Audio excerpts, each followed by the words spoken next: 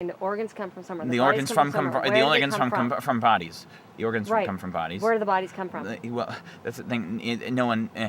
Everyone forgets where the bodies come from. They only come from one place. Which is? Why do we have Africa? We have it for exports, right? We have it for their exports. And so what do we import? They import their organs, and then they take the land from Africa and replace it with their own organs, right?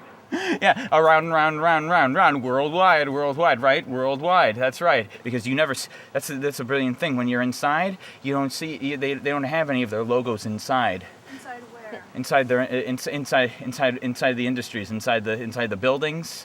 There's nothing that reminds you who you're working for. Where are they getting these bodies from? If you need an organ,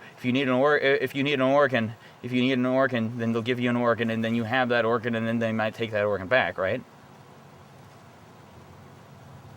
They need bodies, they need shells, they need candy wrappers for the candy inside, right? But then what do they do with those candy wrappers when they're done with them? Where do these people go? What do they? I mean, they created in me a sense of organs. I feel right now a heartbeat, but there's no heartbeat. There's nothing in here. There's nothing that's still moving or functioning. There's no actual brain to speak of. So what did they do with the organs once they replaced them with this substance? Well, that's the thing. I don't know. There's only little bits. It was leaking out. It slowly dissolved over time, right? So how would you know what people have organs and which people don't?